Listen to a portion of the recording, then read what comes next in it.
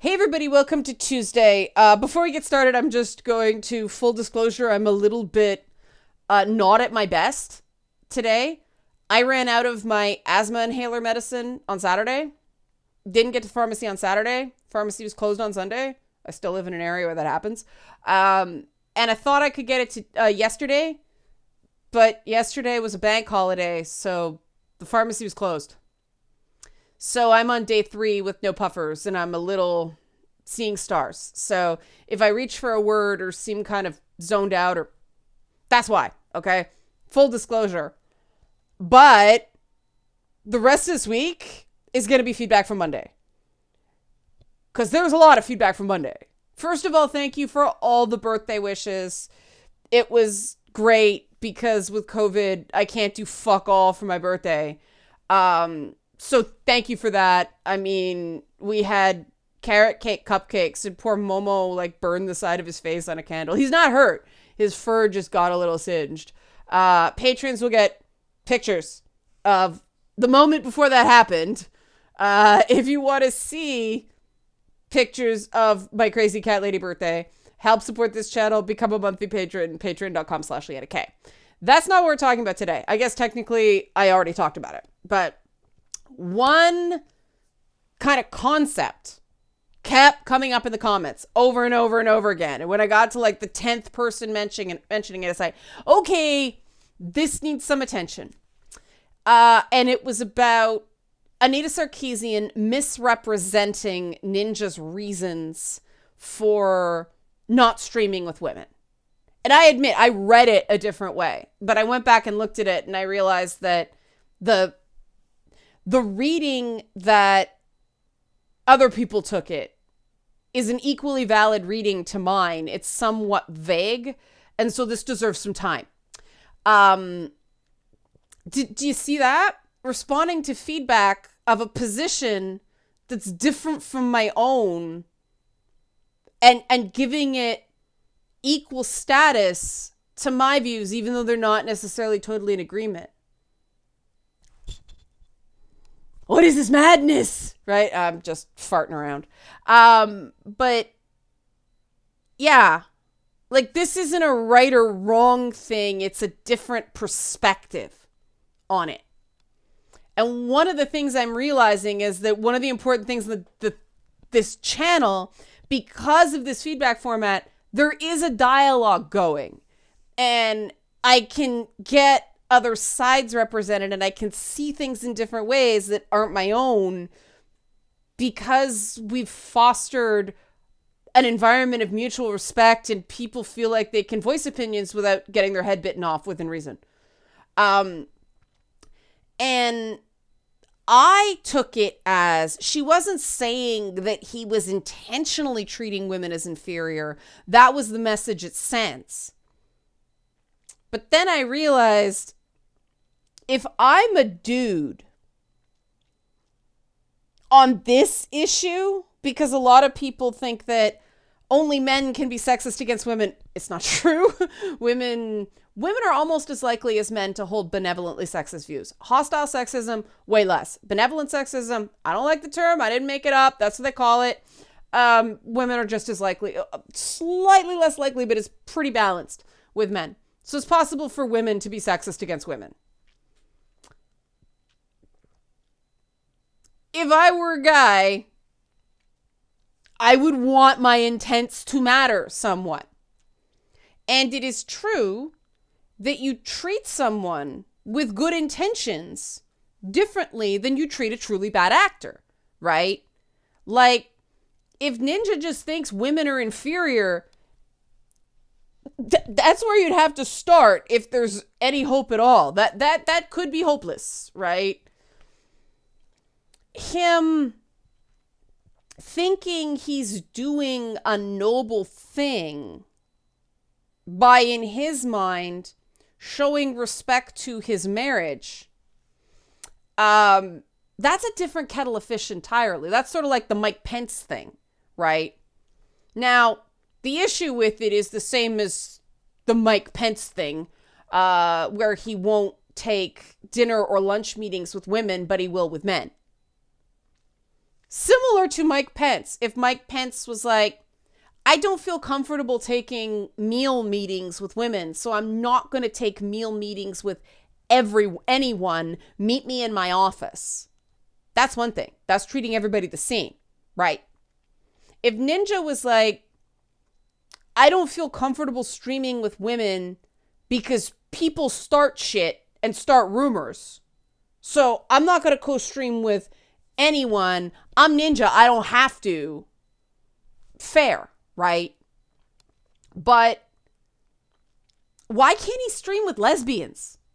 Like, clearly they are not into him, right? Like, why not? And does he not stream with gay guys? Because, hey, rumors could start there, right? He's got a real heteronormative view of the world. If it's, I don't want to stream with women because people will accuse me of cheating. Now, is it factual that if he streams with women, people are more likely to say stupid shit than if he streams with a guy? Yeah. But you do it anyway, because who the fuck cares? And okay, if it's causing problems at home, that's a sign of a deeper problem, right?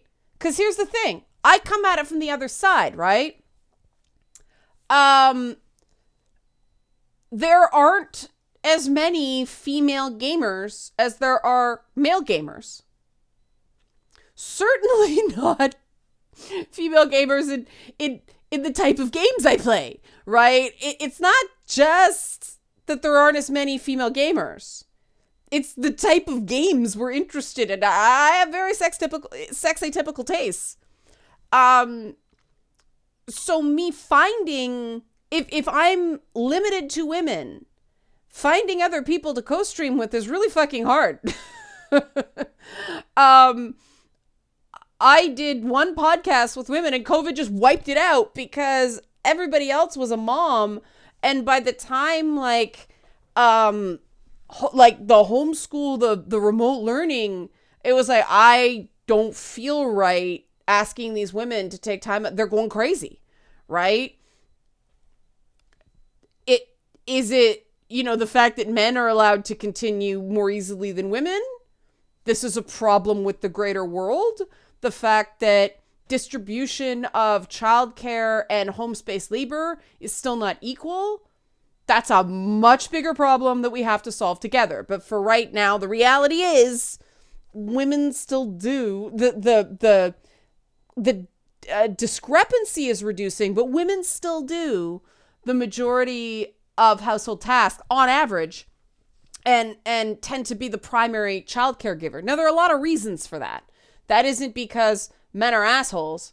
Part of it is that workplaces don't tend to be as understanding of men having to leave suddenly or men being distracted by kids. Or again, it's changing, just not quickly enough. Okay? But if I was limited to only stream with women, I'd barely co-stream, right? There was Meredith Placco back in the day. There's Erica Ishii, Kite Tails. But there's 3 women and there's so many guys. I've talked to Super Arrogant Pros, Dirk over there tons of times. My buddy Rich over at Review Tech USA. There's a shining example. Rich and I, for a while, until our schedules just totally fell out of sync, we streamed regularly. Like, we had the Rich and Red podcast. And a couple people made stupid cracks at first, but no one was really serious. And after a while, when he talked about his family life and I'd talk about my husband, it just normalized and people stopped being stupid about that. And it can't normalize until we take steps to normalize it, right? And that's my issue with Ninja's cover his ass tactics. That as long as he knows and his wife knows and the woman he's co-streaming with knows and her significant other knows, What's the problem? Like, who cares what people say? Who cares? People are going to find shit to talk about no matter what they do. You cannot control what the people who watch your content do. The vast majority of people will be cool. Because as far as I'm concerned, gamers are way cooler about this than other spaces. I mean, shit. When I was in TV, there was way more bullshit that way than there is in gaming. I mean, people in gaming realize, like, you guys aren't even in the same country. That's highly unlikely, right? When I was at The Escapist, there was a ton of co-ed stuff, and that shit didn't happen. Like, the problem with The Escapist is if you weren't Yahtzee, the bulk of your comments was just, where's Yahtzee? I didn't get that as much as other people did, but other people on the channel were like, what the fuck? Where's Yahtzee? But there wasn't any of this, oh, they're fucking, right? People's minds just didn't go there. There's a difference between a relationship that is collegial or like buddy and something that seems more than that. And most adults, now granted, I go out of my way to not make my channel teen friendly. And yes, that is different between my audience and ninjas. But isn't it like 15-year-olds today, like every 15-year-old I know has mixed gender friends, and they're just friends. They're nothing else, you know? Like, it's a really dated view of the world, and that's why I guess I didn't pay as much attention to the fact that, yeah, it's still not, to me, a good enough reason. But it is a different reason. And it is over the line to say that Ninja not streaming with women sends a message that he believes women to be inferior. That's not true. It's more subtle and nuanced than that. It's just the reality that there are more guys who stream than women who stream in video games. And so if everybody has to stay in their gendered corners, women are just going to have far fewer opportunities for collaboration than men. That's the problem. Not that women are inferior, that there's no equality of opportunity there, right? And the vast majority of people believe in equality of opportunity. I know there are a lot of people who are like equality of opportunity, not equality of outcome. The vast majority, the Overton window, equality of opportunity is firmly in the Overton window, right?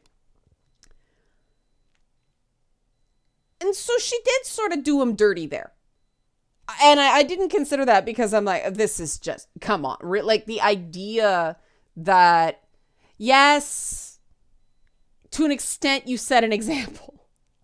But I've watched big Twitch streams and I have to turn off the chat. You can only see so many eggplant emojis, okay? I actually think it's the other way around in terms of the ecosystem of who affects who, right? Most streamers are people pleasers. And I'm not one, which is why I am so hyper aware of this. I have to fake, to an extent, I have to fake giving a shit. That's not that I fake giving a shit. I have to keep in mind that the opinions of your audience are important. There are ways of, like I'm doing now, creating space for opinions you can validate without sharing. That's a better way of putting it. But my natural inclination is just, I have my idea, you have your idea. Okay, cool. I I'm not a people pleaser. It gets me into a ton of trouble. Most very successful streamers are people pleasers. And so I don't think it's if a streamer sets the tone, its audience follows. I actually think it's probably more the other way around. And the study that I'd never heard of that Sarkeesian cited, I couldn't find it, but I bet you that it doesn't check, it doesn't control for the relationship actually being the other way around. Because the study said, according to her, streamers that use oppressive language are more likely to have comment sections with the oppressive language. But correlation is not causation. I suspect that streamers, because they want to please their audience, to the commenters, to get that hype train going, right? To get people to throw bits at them and cheers, they start picking up the language that the chat is using. I can't prove that. I am open to the possibility that that is probably more accurate. Because let's face it, if you do something in a stream and people like it, you're more likely to do it again. Hit the buzzer, win a cookie, right? If people really don't like something, you're less likely to do it. A streamer's not, PewDiePie didn't create the term YOLO, obviously.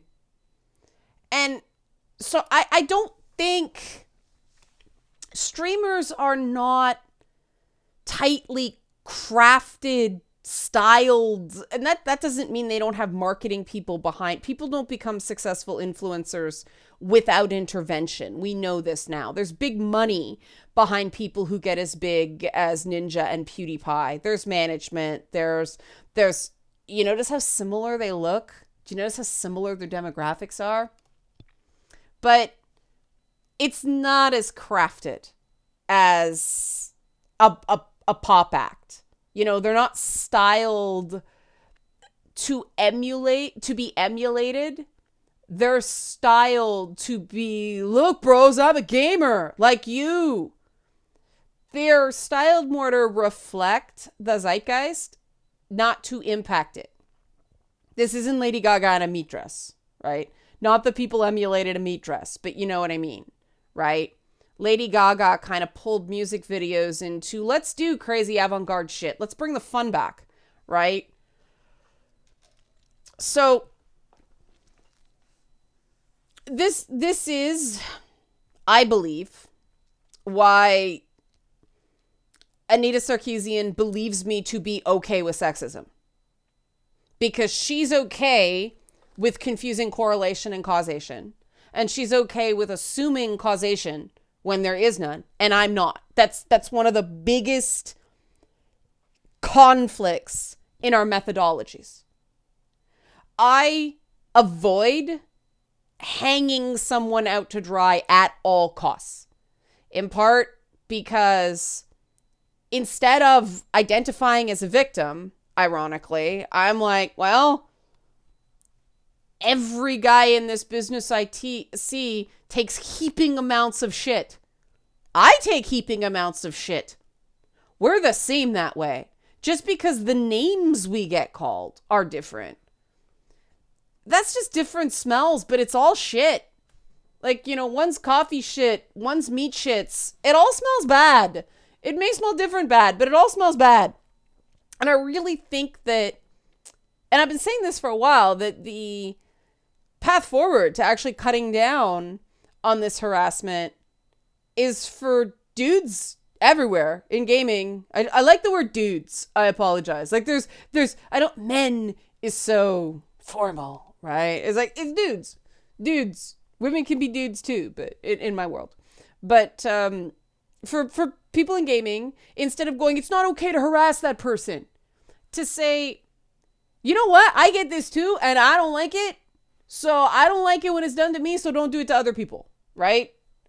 That empathy is essential.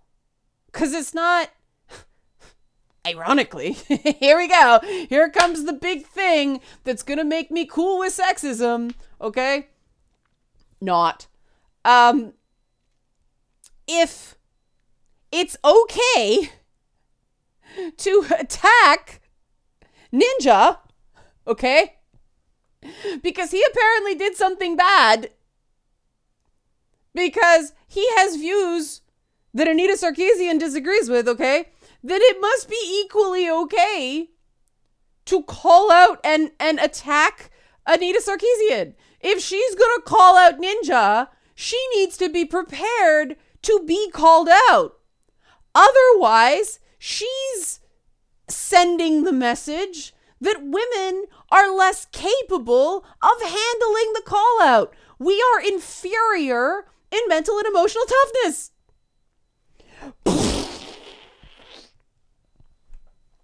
That's the problem.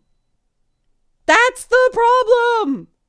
And that's the thing. This crap is so embedded in opinions about women, not just in gaming, but in everywhere. And it drives me fucking batshit. I'm oxygen deprived, so I'm being extra honest right now, okay? This drives me nuts. Because I remember during Gamergate, I did have bad moments during Gamergate. Nowhere near as bad as some people did.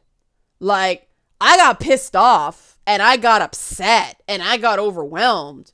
But I know guys who had their letters of resignation written, signed in their desk for the moment that they just couldn't take it anymore. It was prepared, right? Like they were done. I never hit that point. I did hit like, I want to quit. I wrote about that, but I never went so far as writing the letter. And what drove me crazy during that whole thing is that all these guys who were secretly cracking themselves, that sounds weird, ready to, on their last nerve, okay? They were saying, they didn't come out and, this hurts me, right? They didn't go, look, I can't take the shit I'm getting. They were, don't harass women. Harassment of women is bad. Don't harass women. Like, fuckers, don't harass anybody. That drove me crazy because inherent to the assumption is that the guys who were being called tons of names, that let's face it, the shit guys takes, it's all about a lack of masculinity, right? You have no worth because you're not sufficiently masculine in some way or another, right? That's, like I said, it's just a different scent of shit. It's still shit. And I know they don't like it. I know men don't like it. Most people in this line of work do not handle this as well as I do. They may put up this big front, but I mean, Ninja's cracking, man. Not cracking cool tentacles, but the fact that he's saying, I'm going to quit because people are griefing him in matches, that's time to step back, but he can't. He can't. This is his money, right? But instead of guys in gaming coming forward and going, you know what? This hurts me. This hurts me. When you do this to me, it hurts me. And I watch my female colleagues if this is what you believe, that's, quite frankly, it's enough to just say, this hurts me, so don't do it to anybody else. The type of insult you come up with is irrelevant. Don't do that. It hurts. How do I know this? Because it hurts me, right? That's equality. This don't harass women because it's somehow worse. That's treating women like we're inferior. And that really pisses me off. Really pisses me off because, and this is how so-called benevolent sexism works. Okay? Men, the dudes that do this, I shouldn't say all men, rewind.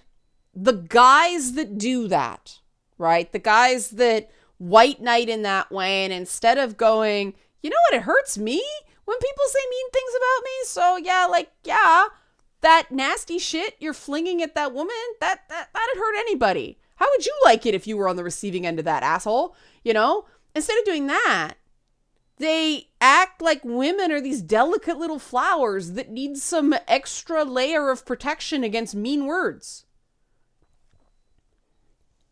which is an assumption of inferiority. And the problem that happens is when you go, yeah, no, fuck you, that's insulting. I don't say that anymore because it doesn't land well. But they get hostile. That's when benevolent sexism becomes hostile. And that's the problem with benevolent sexism.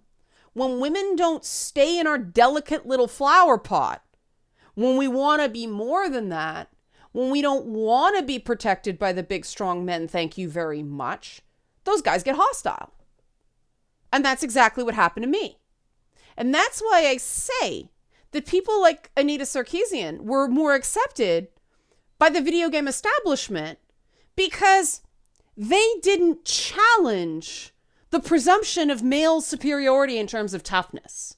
They validated and perpetuated the fact that men should be allowed to take more shit than women. That's not equality. But it makes those guys that hold those sexist views feel more comfortable in that inherent superiority. Okay? Now, certain women are very comfortable with this too. They want to be protected. They think that's the natural order of things. They think that women and men are just inherently different, even though the more science of the brain works, the more we find out that individual differences far outweigh sort of sex normativity differences. But these women perpetuate these stereotypes and perpetuate the idea that women just can't take what men can take, right? Now think about the ripple effect of this. Okay, think of the ramifications. Okay? If you're going to put somebody on the head of a AAA game dev team, right? And you think women aren't as tough as men and can't be expected to be, who are you going to pick?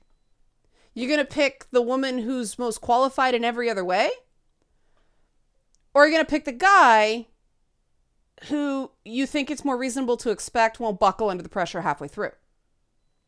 Now, we know women like Jade Raymond and Amy Hennig have been at the head of projects, plenty of times very successful projects. But if they're treated like anomalies, if they're not examples that women can do it, if they're seen as exceptions to the rule instead of the rule, well, women aren't going to be put in those leadership positions, right? Also, if guys think that women are inherently nice and kind, they also have more trouble taking criticism from female supervisors. That's another problem. But similarly, when it's time to present, either in direct presentations or at E3, right? Or some big trade show like that, are you going to pick your female dev who you think is going to go to pieces when the internet is the internet? Or are you going to pick the guy who you think can take it better? This is the problem, people. This is the inherent problem with this idea that, yes, we know that women are more likely to get harassment of a sexual nature, but do we really care in real terms whether it's harassment of a sexual nature or harassment of I'm going to break your arm?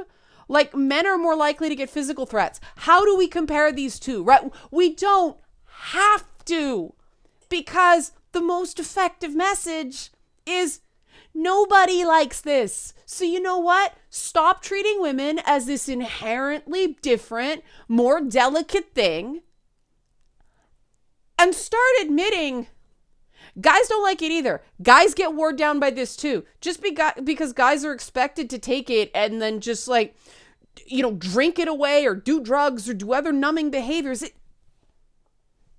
Trust me, we do Wellness Wednesdays on this channel and my viewership is 91% male for a reason. Okay? This hurts guys too. And that's a double-edged sword, right? Like, guys are suffering and they're silenced, right? Because if you complain about this, you're somehow a wuss. So what do? Don't harass women. Because at least it's a form of saying ow, even indirectly. But guys aren't empowered to say this hurts me. It's, this hurts this woman. It's deflection. It's avoidant, right? That's not healthy for anybody. And this is the thing when we get into these discussions of sexism.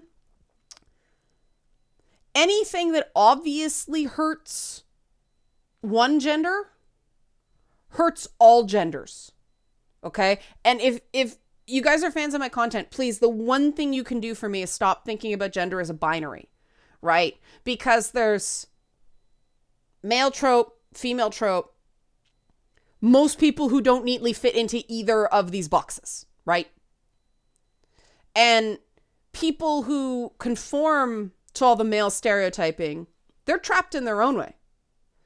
And women who conform to female stereotypes, they're trapped in another way. But all these other people, at least 25% of the population who is not sex typical in some way, I suspect that 100% of the population is not sex typical in some way, but the fact that like people like me who have widely divergent interests from the average or typical woman, right? We don't fit anywhere. And so we're like the pinball and the stereotype paddles. I happen to love pinball, right? But being the ball probably wouldn't be fun. So, in this example of treating women like delicate little flowers, it stops women from being respected as leaders. It doesn't validate women's inherent toughness, but it also leaves men just suffering in silence. And that's why they say that benevolent sexism seems like a great thing in the short term, because in the short term, guys got to suffer, women don't, right? But in the long term, the trade-off for that cushier lifestyle in a gilded cage is you're in a cage. And that's sexist. And those in North America, I mean, I'm not talking about Saudi Arabia or places that still have menstruation taboos. That's next level, right? But in North America, in Europe, in kind of, the developed world, that benevolent sexism is really the big problem that's sort of the background radiation of this whole thing. And so you can get people whose views actually prop up sexist imbalances like this, seeing somebody who doesn't, seeing someone as truly believing in equality, and that person, from their skewed lens, actually thinks that person who actually supports true equality is okay with sexism. But use your eyes and ears, your common sense. Which theory makes more sense to you?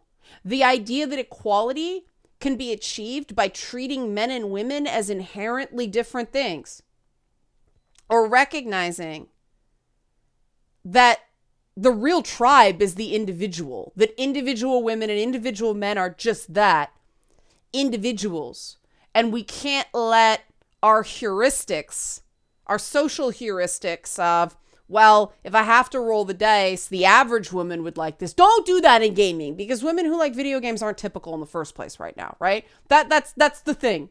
Like, if you make a game for an average woman, unless it's a free-to-play Facebook game, like, you're not going to attract anybody, because the people who like console games, the minute you're a console gamer, you're not sex typical, right? Actually find out what the people who play the games want to play. the women who play the games want to play. Not the women you're trying to drag kicking and screaming into games. No, they're not going to do it. Their games are supposed to be fun. Nobody should be forced to do it, right? Find out what the people who are already here like about it and build on that. Make sense? I hope it makes sense. Let me know. Help support this channel. Become a monthly patron. Patreon.com/AnnaK. Thanks for watching.